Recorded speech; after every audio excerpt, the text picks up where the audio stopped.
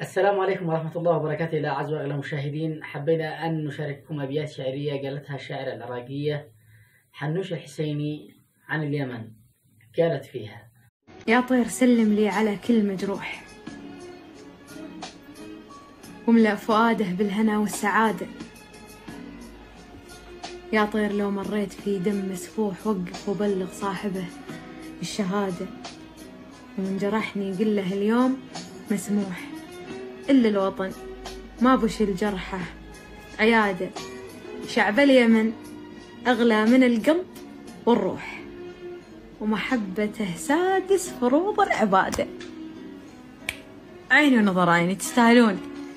وهذا ردي على الأبيات، قلت فيها: يا مرحبا ترحيب له شم بيفوح، يملي أراضيكم بكل السعادة. جرح اليمن والعراق غير مسموح، الحال واحد والوطن والسيادة. صنع اليمن بغداد كالقلب والروح، والشعب واحد والإرادة الإرادة. أنتم على عيني وفي الراس مطروح، حب العراق بالذات فينا زيادة، حب العراق بالذات فينا زيادة.